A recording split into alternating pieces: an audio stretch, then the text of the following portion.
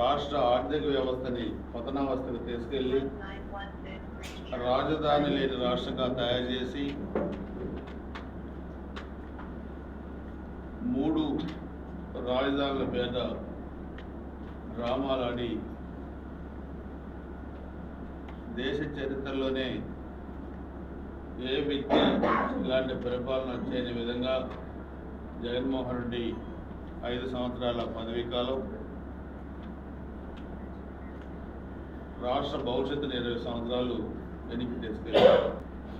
ఈ ఫ్యాక్షనిస్ట్ ప్రభుత్వాన్ని ఇంటికి పంపించాలంటే ఓటు బ్యాంకు చేయకుండా అందరం కలిసి పోటీ చేయాలని ఒక చారిత్రాత్మక నిర్ణయం తీసుకున్న చంద్రబాబు నాయుడు గారు, పవన్ కళ్యాణ్ గారు, భారతీయ జనతా పార్టీ ఈ 3 పార్టీల కలయికతోని 175 సీట్లకి 164 సీట్లు ప్రజలు ఎన్డీఏకి అందించారు.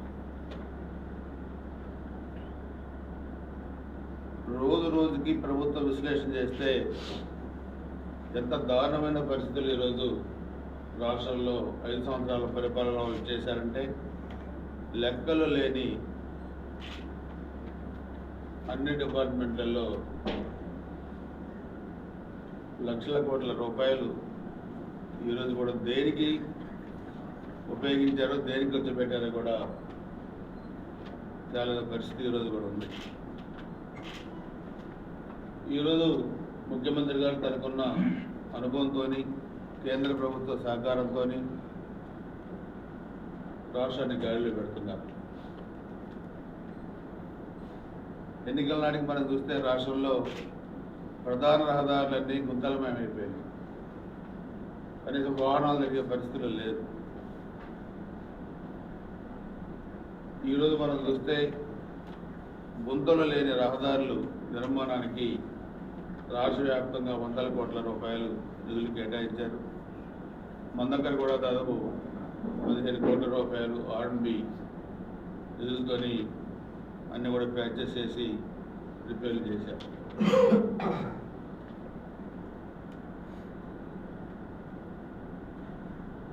మొన్న చూస్తే ఎలక్ట్రిసిటీ ఛార్జెస్ మీద వీళ్ళు నిరసన ప్రదర్శన చేశారు 2 రోజుల క్రితం. రాష్ట్రాన్ని అంధకారంలోకి నెట్టి చీకటిమయం చేసింది మీరు. ఆ పాపాల నుంచి రాష్ట్రాన్ని బయటపడేసి వెలుగు రేఖలు నింపోయేది మేము. మీకు నిరసన ప్రదర్శన చేసే హక్కు మసి మీకు ఎవరిచ్చారు? ఈ రాష్ట్రాన్ని మీరు అంధకారంలో నెట్టేది మీరు. అధిక ధరలకి విద్యుత్ కొనుగోలు చేసి వేల కోట్ల రూపాయలు కుంభకోణం చేసింది మీరు. రాష్ట్రం చీకట్లో నెట్టిన మీరు. నిరసన ప్రదర్శన చేసే హక్కు మీకు ఎక్కడిది? మీకు ప్రజలు ఇచ్చిన తీర్పు కూడా ఇంకా బుద్ధి రాల, పద్ధతులు మారల. ఇంకా సోషల్ మీడియాలో ఇష్టారాజ్యం పోస్టులు పెట్టడం, ఒక వికృతమైన చేష్టలకి అలవాటు పడ్డారు. అందుకని ఇంకా మీ పతనం ఇంకా ఎంత దారుణంగా ఉంటుందో కూడా భవిష్యత్తులో పరిస్థితులు ఉన్నాయి ఈరోజు. అందుకే నేను మిమ్మల్ని అందరినీ కూడా కోరేది, ఈ చారిత్రాత్మకమైన 2024 సంవత్సరాన్ని ఎన్డీఏ పార్టీలు గుర్తుపెట్టుకుంటాయి. ఇంకొక 36 గంటల్లో 2024కి వీడ్కోలు పలుకుతూ 2025కి స్వాగతం పలుకుతూ మొత్తం కూడా మనం 25 సంవత్సరాల్లో ముందుకు వెళ్తా ఉన్నాం. మీకు కూడా అడ్వాన్స్గా అందరికీ నూతన సంవత్సర శుభాకాంక్షలు. అదేవిధంగా మనం క్రిస్మస్ కూడా చేసుకున్నాం. క్రిస్మస్ శుభాకాంక్షలు, సంక్రాంతి శుభాకాంక్షలు. ఇక 11 మంది కార్యకర్తల ఇచ్చాం. 8 మంది మైని గొంతులో పడి చనిపోవడం, వీళ్ళు చేసిన అక్రమాల వల్ల దోపిడీలు, దుర్మార్గాలు పిలుచుకోవడం అన్నీ చేశారు. అవన్నీ కూడా వన్ బై వన్ మేము చేస్తూ ఉంటే చాలా ఆశ్చర్యం ఆక్రమించుకోవడమే కాకుండా వాటిని బ్యాంకుల్లో తనఖా పెట్టి చాలా పెద్ద ఎత్తున కూడా తీసుకున్నారు. అవన్నీ కూడా తీసాం. ఇంకా కొన్ని వస్తూ ఉన్నాయి. ఇష్టారాజ్యంగా రిజిస్ట్రేషన్ చేయించారు. అవన్నీ కూడా విజిలెన్స్ ఎంక్వైరీ నడుస్తూ ఉంది. అవన్నీ కూడా మీకు నేను ప్రారంభంగానే చెప్తాను. మన నియోజకవర్గంలో మనం ఈ 6 నెలల్లో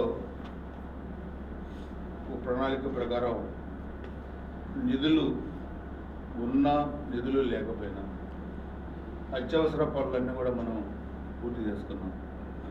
దాంట్లో కెనాల్ రిపేర్స్ ఒకటి.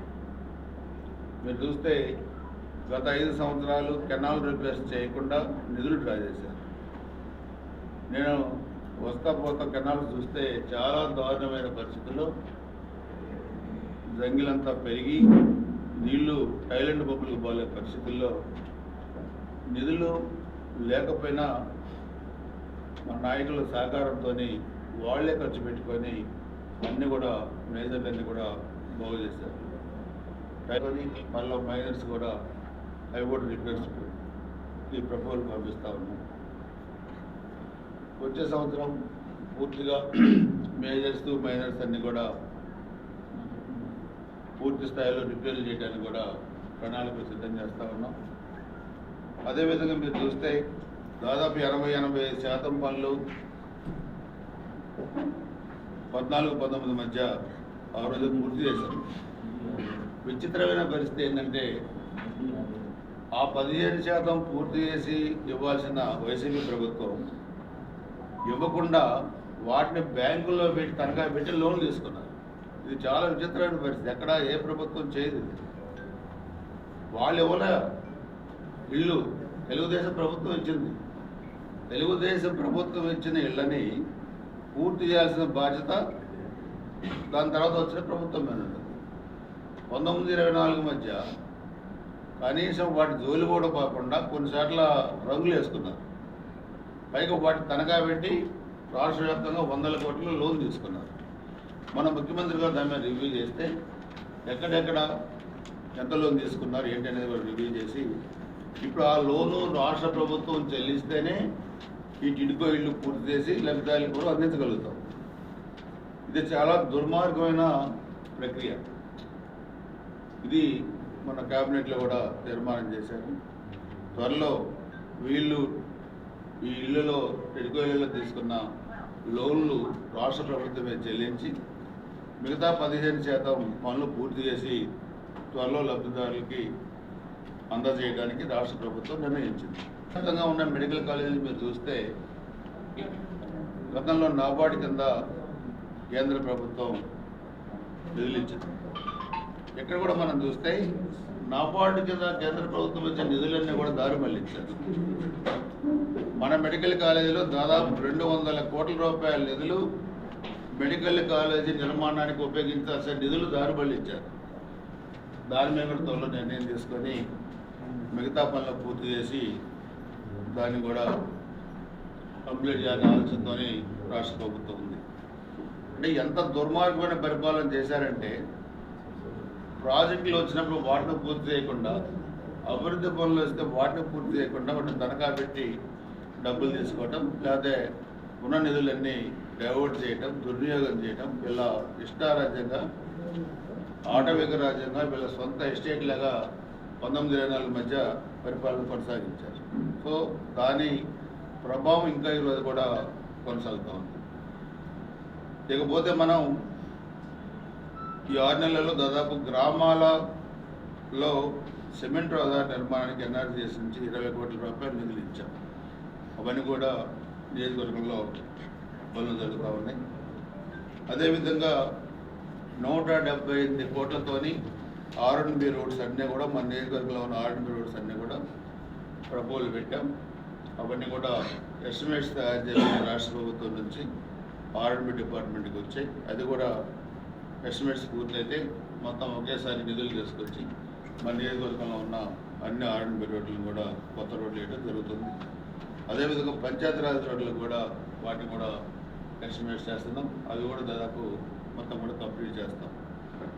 స్కీమ్స్ మనం చూస్తే అమృత్ స్కీమ్ కింద గురిజాల్లో 9 కోట్ల రూపాయలు అవి కూడా తీసుకొచ్చాం. అదేవిధంగా జలజీవన పథకం కింద రూరల్లో అవి కూడా నిధులు తీసుకొచ్చాం. అవి కూడా పనులు పూర్తవుతూ ఉన్నాయి. పిడుగురాల మున్సిపాలిటీ కూడా గతంలో అన్ని రోడ్లన్నీ తవ్వేశారు. మేము వేసే రోడ్లన్నీ తవ్వారు. పైప్ లైన్ వాళ్ళు వేయలేదు. దాన్ని గాలి వదిలేసి కూర్చున్నారు ఇళ్ళలో. సో దాన్ని కూడా ఈరోజు బుగ్గవాగు నుంచి గురజాల, దాచేపల్లి, పిడుగురాళ్ళకి పైప్ లైన్ ద్వారా నిరంతరం కూడా నీరు సరఫరాకి మొన్ననే గౌరవ మంత్రివర్యులు నారాయణ గారు 25 కోట్లు మనకి ఇచ్చారు పైప్ లైన్. అవి కూడా త్వరలో మనకి పనులు స్టార్ట్ చేస్తాం. అదే కాకుండా ఈరోజు గురజాల, దాచేపల్లి మున్సిపాలిటీలో ఏమేమి పనులు పెండింగ్ ఉన్నాయి, ఇంకా 14-19 మంది చేసిన పనులు కాక ఇంకా ఏమేమి పనులు ఉన్నాయనేది కూడా అవన్నీ కూడా ఎస్టిమేట్స్ తయారు చేయమని చెప్పాం. సో దాంట్లో పిడుగురాల్లో ఆ రోజు మేము తీసుకొచ్చిన మున్సిపల్ బిల్డింగు దానికి కొంత ఖర్చు పెట్టారు, అదంతా పెండింగ్. రోడ్లు అవన్నీ అంతే ఉన్నాయి.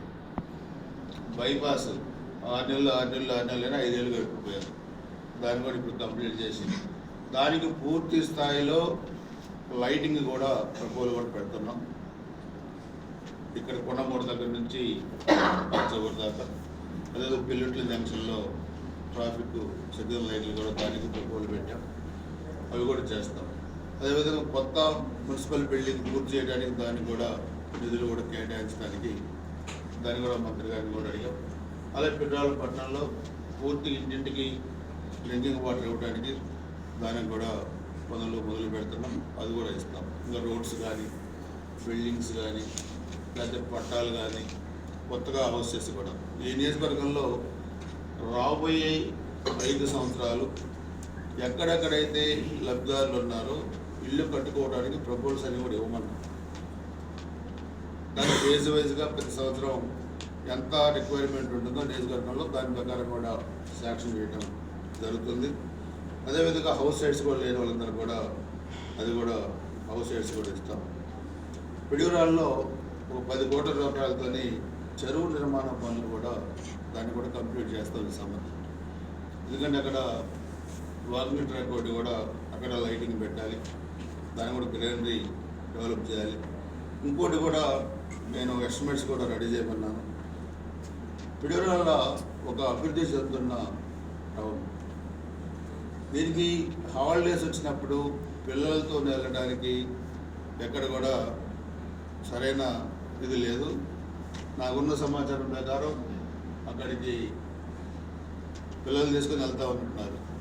వెంకటేశ్వర అంటే దేవరం కూడా వెళ్తూ ఉంటారు. మన పిడుగురాల్లో అటువంటి సదుపాయం లేదు. సో దాన్ని కూడా ఒక 10 కోట్ల రూపాయలతో 10 ఎకరాల్లో ఒక మంచి పార్క్ ఒకటి ఏర్పాటు చేయడానికి కూడా దాన్ని కూడా ప్రణాళిక సిద్ధం చేస్తుంది.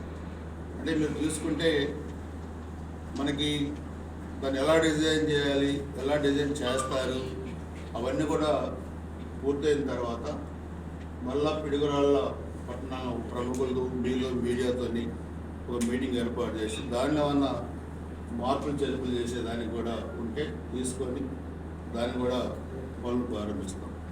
అంటే సెలవులు వచ్చినప్పుడు కానీ లేకపోతే ఈవినింగ్ టైంలో కొంత ఆహ్లాదకరమైన వాతావరణంలో గడపడానికి పిడుగురాళ్ళ పట్టణానికి అవసరం లేదు. నాకు గతంలోనే నాకు ఉంది 14-19 మందినే అది చేయాలి, కానీ మనం అప్పటికే చాలా వరకు పిడుగురాళ్ళ టౌన్లో కంప్లీట్ చేసాం.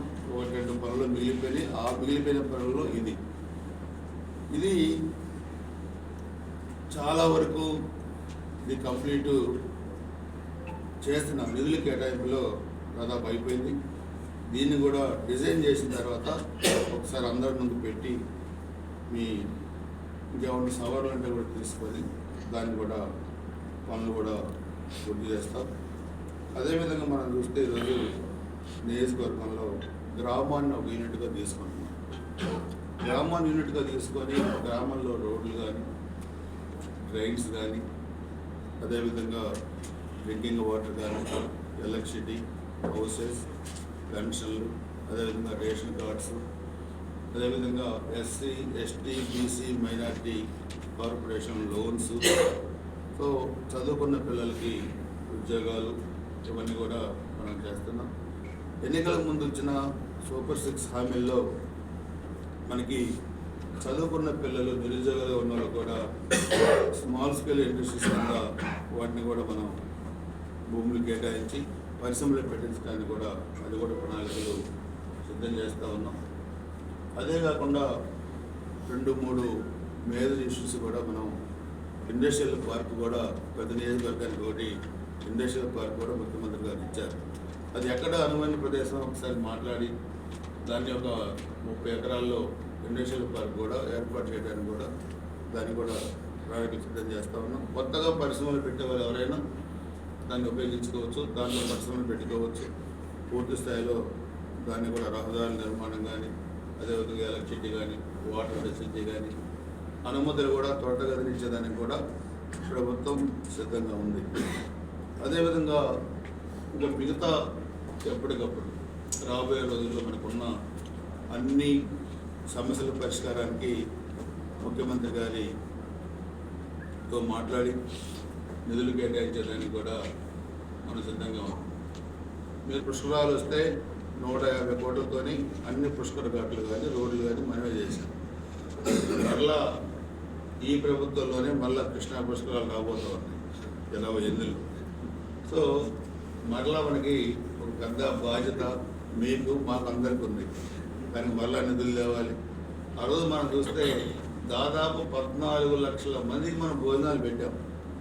అన్నీ హిస్టారికల్ మూమెంట్ అది. ముఖ్యమంత్రి గారు కూడా ఆగస్టు 21న డైరీ టెంపుల్కి వచ్చారు. అట్లాగే పులిపాడు మనకి పెన్షన్ డిస్ట్రిబ్యూషన్ కార్యక్రమం ఉంటే మళ్ళీ దైద తీసుకెళ్దాం అనుకున్నాం.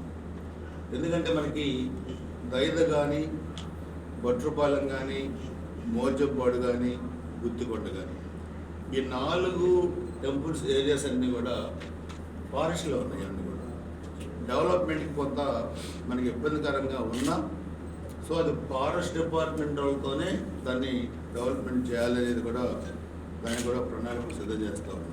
ఎందుకంటే దైర్యం మీరు చూశారు, ఆ రోజు రోడ్డు వేయాలంటే ఇబ్బంది వచ్చింది, ఆ రోజు పుష్కర ఘాట్లు కట్టాలంటే ఇబ్బంది వచ్చింది.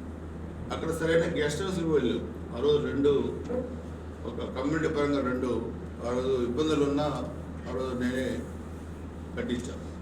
సో ఎవరైనా అధికారులు వచ్చినా, విఐపీలు వచ్చినా అలాంటి చోట గెస్ట్ హౌస్లు కూడా లేవు. సో దాన్ని కూడా మరి ఫారెస్ట్ డిపార్ట్మెంట్తో మాట్లాడి ఒక పర్యాటక కేంద్రంగా దైదని కూడా, ఎందుకంటే అలాంటి టెంపుల్ మీరు చూస్తే మనకి 2 ఉమ్మడి రాష్ట్రాల్లో కూడా అలాంటి కేవ్ ఉన్న టెంపుల్ ముఖ్యమంత్రి గారు కూడా అలా చూసి చాలా ఆశ్చర్యపోయారు. ఇలాంటి టెంపుల్ నేను ఎక్కడ చూడలేదు. సో ఇదంతా మనం డెవలప్ చేసుకోవాలి. దాన్ని మనం సోషల్ మీడియాలో ఎస్టాబ్లిష్ చేసి, ఎందుకంటే మొన్న నేను వెళ్ళినప్పుడు నాకు అక్కడ సూర్యాపేట నుంచి కొంతమంది మహిళలు ఆ రోజు నాకు వచ్చారు, మాట్లాడారు. ఈ టెంపుల్ ఇలా డెవలప్ అవుతుందని మేము అనుకోలేదండి, చాలా బాగా చేశారు. ఇంకా చేయాల్సింది చాలా ఉందమ్మా. అలా రోడ్లు మనం వేసాం, ఘాట్లు మనం కట్టాము, కరెంటు మనం ఇచ్చాము, డ్రింకింగ్ వాటర్ మనం ఇచ్చాము. ఇంత చేస్తే 19-24 మధ్య శివరాత్రి ఫెస్టివల్ వచ్చినా, అయితే కార్తీక మాసం వచ్చినా, కనీసం మహిళలు స్నానం చేసినప్పుడు దుస్తులు మార్చుకోవడానికి చిన్న షెడ్లు కూడా వేయలేపారు, టాయిలెట్ సౌకర్యం కూడా కల్పించలేపారు, డ్రింకింగ్ వాటర్ కూడా ఇవ్వలేపారు. చాలా అసలు అది ఆలోచిస్తేనే వీళ్ళకి అసలు సమాజం పట్ల కానీ లేకపోతే చిత్తశుద్ధి ఏమైనా ఉందా అంటే ఎక్కడ కనపడలే 5 ఏళ్ళలో. సో అందుకని గుత్తికొండ కూడా మనం చూస్తే దాన్ని కూడా మనం టూరిజం స్పాట్గా డెవలప్ చేసుకోవచ్చు. ఇవన్నీ కూడా మన చరిత్రలో నిలిచిపోయే విధంగా కూడా తయారు చేసిన అవసరం ఉంది. వీటికి కూడా ప్లాన్ చేస్తాం. అదేవిధంగా మోర్జంపాడు దానికి రోడ్లు మనం వేయించాం, కరెంటు మనం వేయించాం. నేను చెప్పేది ఏంటంటే 14-19 మధ్య తప్పితే ఏ టెంపుల్ అయినా మీరు కనీసం 100 రూపాయలు కేటాయించి మీరు చేశారా? చేయాలని ఆలోచన మీకు వచ్చిందా? ఎందుకు రాలేదు? ఇవన్నీ మీరు చేయాలి కదా. ఎక్కడ లేదు, ఎక్కడ లేకుండా ఫ్యాక్షన్ చేసి మనుషులు చంపి అరాచకమైన ప్రభుత్వం నిరసన ప్రదర్శన చేయాలంటే మమ్మల్ని 4 ఏళ్ళు కూడా బయటికి రానిలా. కానీ మీరు నిరసన ప్రదర్శన చేయాలంటే ప్రజాస్వామ్య పద్ధతుల్లో మేము మిమ్మల్ని వదిలేసాం. మేము కూడా మీలాగా ఆలోచిస్తే మీరు ఎక్కడ బయటకు వచ్చే పరిస్థితి ఉండదు. మీకన్నా చేయాలంటే మేము చేయగలుగుతాం, కానీ డెమోక్రసీలో అది కరెక్ట్ కాదు. ప్రజలు తెలుసాలి. మమ్మల్ని ఇళ్ళ కూర్చోబెట్టే, మిమ్మల్ని ఇళ్ళ కూర్చోబెడితేనే నిర్బంధాలు అయితే ప్రజలు తప్పకుండా ఈరోజు రాష్ట్ర పునర్నిర్మాణానికి చంద్రబాబు నాయుడు గారు, పవన్ కళ్యాణ్ గారు, భారతీయ జనతా పార్టీ 3 పార్టీల ఎన్డీఏ కలయికతోని ఆంధ్రప్రదేశ్ రాష్ట్ర పునర్నిర్మాణం జరుగుతుంది. అమరావతికి 15,000 కోట్లు వచ్చాయి. పోలవరానికి నిధులు వచ్చాయి, నదుల అనుసంధానం జరుగుతుంది, జాతీయ రహదారులు ఈరోజు పనులు స్టార్ట్ అవుతూ ఉన్నాయి, నియోజకవర్గాల అభివృద్ధికి నిధులు ఇస్తూ ఉన్నారు. సో ఇవంతా కూడా ఒక నమ్మకం, 5 సంవత్సరాల్లో కోల్పోయిన నమ్మకాన్ని తిరిగి పొందడానికి మనం చేసే కృషి, మన ముఖ్యమంత్రి గారు చేసే కృషి ఈరోజు పెట్టుబడిదారుల్లో నమ్మకం వస్తూ ఉంది. పెట్టుబడిదారులు కూడా వెళ్ళగొట్టిన పరిశ్రమలు కూడా తిరిగి వస్తూ ఉన్నాయి. పెట్టుబడి పెట్టడానికి లక్షల కోట్ల రూపాయలు పెట్టుబడులు పెట్టడానికి ఐటీ కంపెనీలు కానీ ఇండస్ట్రియల్ పార్కులు కానీ పెట్టడానికి అందరూ కూడా ముందుకు వస్తూ ఉన్నారు. ఎందుకంటే యువత మీరు చూస్తే 5 సంవత్సరాలు నిర్వీర్యం అయిపోయింది. గంజాయి ఆంధ్రప్రదేశ్లో తయారు చేశారు, వీధి వీధికి గంజాయి, కళాశాలలో గంజాయి, యూనివర్సిటీలో గంజాయి, ఎక్కడ కూడా నియంత్రించకపోగా దాన్ని ఎంకరేజ్ చేశారు. ఇతర రాష్ట్రాల్లో ఎక్కడ గంజాయి పట్టుబడి ఎక్కడి నుంచి వచ్చిందంటే ఆంధ్రప్రదేశ్లో వచ్చింది, ఏజెన్సీ నుంచి వచ్చింది.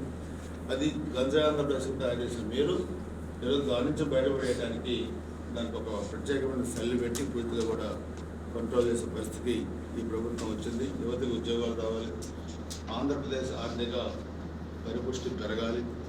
సో అక్షరక్రమంలోనే కాకుండా అభివృద్ధిలో కూడా గతంలో ముందున్న ఆంధ్రప్రదేశ్ 1924 మధ్య చితికిపోయిన ఆంధ్రప్రదేశ్ మరలా ఈరోజు అన్ని విధాలుగా అభివృద్ధి చెందాలంటే ప్రభుత్వంతో పాటుగా 5 కోట్ల ఆంధ్రప్రదేశ్ ప్రజల సహకారం కూడా కావాలి. అందులో మీడియా కూడా ఈరోజు చాలా బాగా మరి అభివృద్ధిని కూడా, రాష్ట్రం జరుగుతున్న అభివృద్ధిని కూడా ప్రజలకు తెలియజెప్పే దాంట్లో కూడా మీడియా సహకారం కూడా ఎంతో ఉంది. అదేవిధంగా మన నియోజకవర్గాన్ని కూడా మీ అందరి సహకారంతో దీన్ని పూర్తిగా మరలా సంక్రాంతి తర్వాత మేము పూర్తి సమాచారంతో మీకు పవర్ పాయింట్ ప్రెజెంటేషన్ కూడా మీకు ఇస్తాం. అదేవిధంగా మీటింగ్ కూడా పెడతాం. దాంట్లో మీ సూచనలు సలహాలు ఇస్తే ఇంకా మనం ఎలా నియోజకవర్గాన్ని అభివృద్ధి చేసుకోవచ్చు, అందరి సహకారంతో ఎలా ముందుకెళ్ళొచ్చినట్టు కూడా నేను ఆలోచించి, అదేవిధంగా మీడియా మిత్రులు కూడా హౌస్ సైట్స్ కానీ హౌసింగ్ కానీ ఎక్కడెక్కడైతే రిక్వైర్మెంట్ ఉందో పీరియడ్ దాచిపెట్టి కూడా అవి కూడా మీతో మాట్లాడి వాటిని కూడా చేయడం జరుగుతుందని చెప్పి తెలియజేసుకుంటూ, చాలా రోజుల తర్వాత ప్రెస్ మీట్ దాదాపు 2-3 నెలలు అయింది అనుకుంటాను. మళ్ళీ కొత్త సంవత్సరాలు అందరూ కలుద్దాం, వెళ్ళండి. మళ్ళీ ఈవినింగ్ మాకు నర్సాపేటలో మీటింగ్ ఉంది, రేపు మళ్ళీ సీఎం గారు వస్తున్నారు, అక్కడికి వెళ్ళాలి. వెళ్ళండి, కొత్త సంవత్సరం అందరం కలుద్దాం. అందరికీ అడ్వాన్స్గా నూతన సంవత్సర శుభాకాంక్షలు. Thank you.